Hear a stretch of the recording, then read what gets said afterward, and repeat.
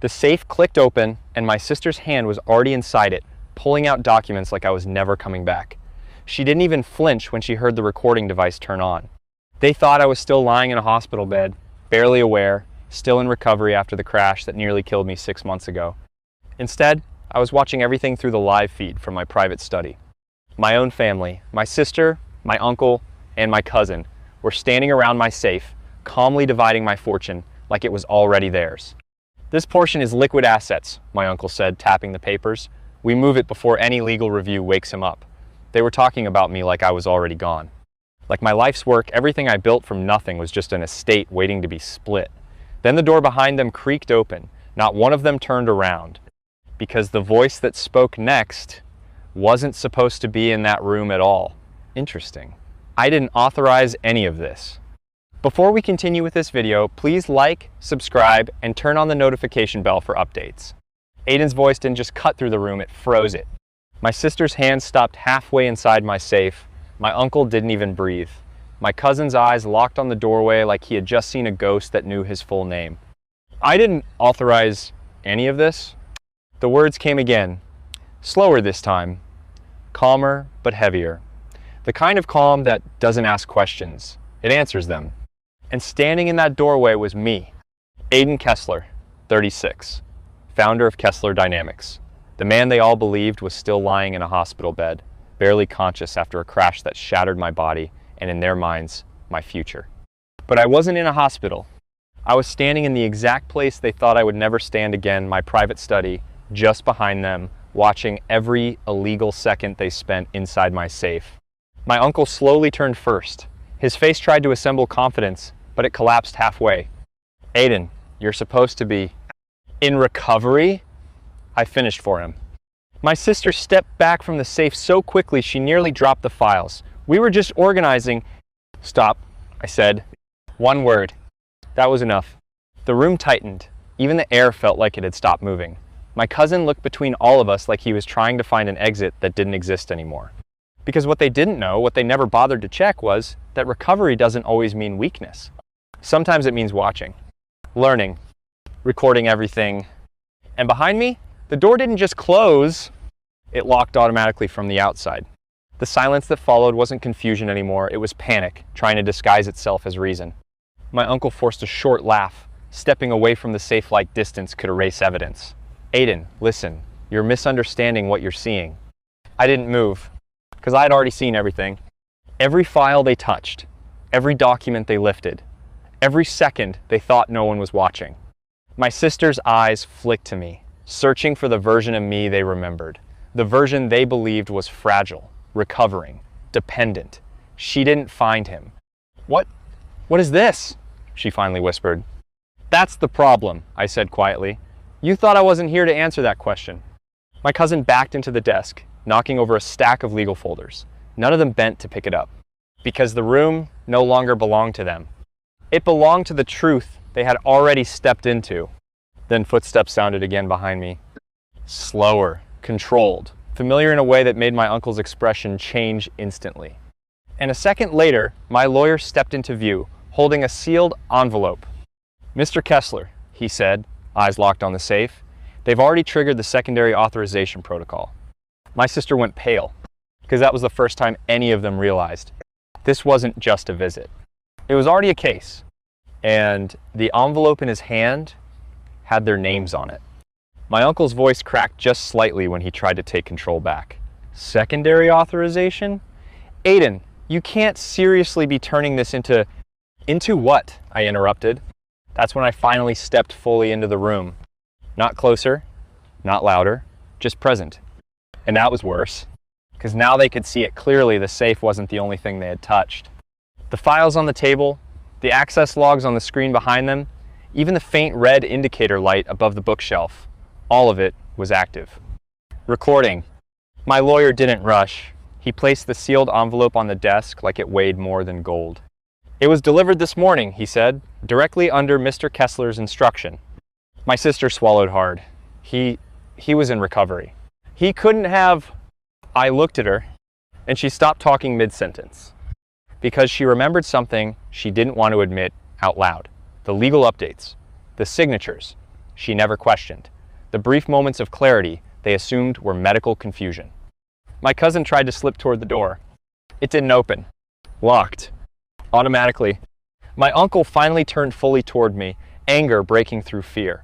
If this is about the safe, we were protecting assets. You were incapacitated. No, I said, cutting him off. Then I nodded slightly toward the lawyer. Open it. The room tightened again as the seal on the envelope started to tear. And for the first time, my sister spoke my name like she wasn't sure I deserved it anymore. Aiden, what did you do? The envelope didn't open immediately. My lawyer paused just long enough for the tension to become unbearable. Not because he hesitated, but because he wanted them to feel the weight of that moment. My uncle shifted forward, voice lower now, controlled but strained. Whatever is inside that, it doesn't change the fact we were acting in good faith. I let out a small, almost humorless breath. Good faith? I repeated. My sister flinched at my tone. Because it wasn't anger, it was disappointment that had already finished processing the betrayal. The lawyer finally broke the seal. The sound was soft. But in that room, it felt like something irreversible, snapping into place. He pulled out the first document and placed it flat on the desk. My cousin leaned in without thinking, then stopped when he read the header.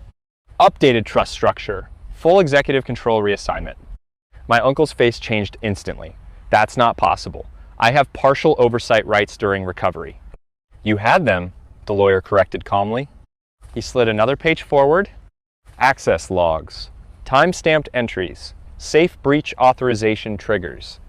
My sister shook her head slightly, like she could deny what her eyes were seeing. We didn't break in. We had access codes. Unauthorized access, the lawyer said again, sharper this time, is still unauthorized. Then he turned one final page. And that's when the room went completely still. Because underneath everything was a recorded authorization from me. Dated. Signed. Valid. Long before they ever stepped into this room, my uncle stared at it like the paper had betrayed him personally. This has to be staged. I finally stepped closer to the desk and lowered my voice. No, I said. You just assumed I'd never wake up long enough to plan for you. My sister's breath broke as she looked between the document and me. Then she whispered something that didn't sound like denial anymore. It sounded like fear finally catching up. When did you start watching us?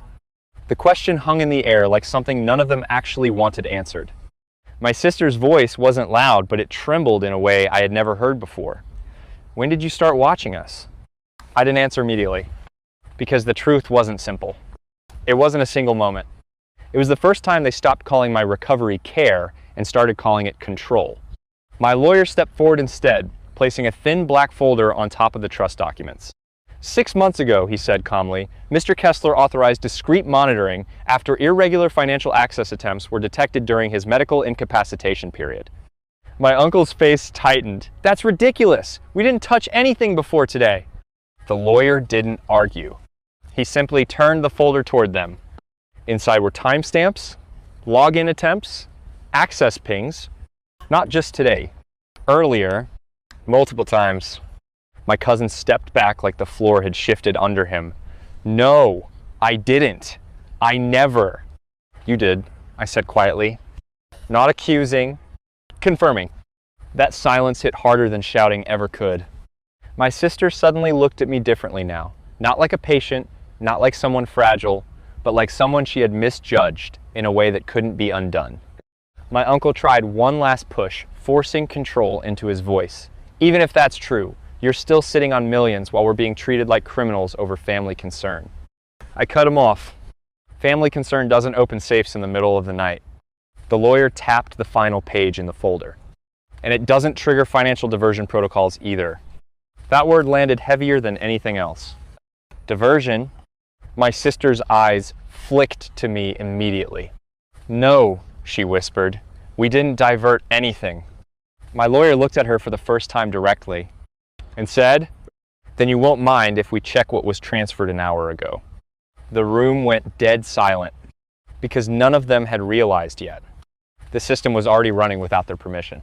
My sister's lips parted, but no sound came out because that sentence didn't sound like a warning anymore. It sounded like confirmation of something already done. My uncle stepped forward quickly, reaching for the papers like he could physically undo what had been said. Check what transferred. There was no transfer. We didn't complete anything. My lawyer raised one hand. Not aggressively, just enough. And the wall-mounted screen behind the desk lit up. A live financial dashboard appeared. My company's holdings, trust accounts, asset movement logs, and one highlighted line in red. My cousin froze. That wasn't there before. It was, I said quietly. You just weren't looking at it from the right side. The timestamp on the screen showed it clearly. Unauthorized restructuring attempt detected 58 minutes ago. My sister stumbled back a step. No, we were just dividing. We didn't actually move anything. The lawyer turned slightly toward her. That's the point, he said. You tried. My uncle's face tightened into something between anger and panic. Attempting isn't the same as execution. You can't accuse us of theft over paperwork on a table. I took one step closer to the desk. Now they were all looking at me again. Not the safe. Not the documents. Me. You broke into a locked estate safe, I said slowly. You accessed restricted files. You attempted division of assets under medical incapacity status. Each sentence made the room smaller. My sister whispered, we thought you weren't aware. That hit differently, because it wasn't a defense, it was an admission. The lawyer picked up the sealed envelope again, now empty, and placed it aside. Then he said the part that changed everything. Mr. Kessler was never legally inactive. My uncle blinked. That's impossible. The hospital records were medical, the lawyer cut in, not legal. A long silence followed. Then the lawyer added one final line, calm as ever. And your names are already attached to the escalation filing. My cousin whispered, barely audible. What does that mean? I answered before the lawyer could. It means, I said, you're no longer inside my safe. I looked at each of them. One of you just walked into my evidence. And the screen behind them refreshed again. New alert. External authority access initiated.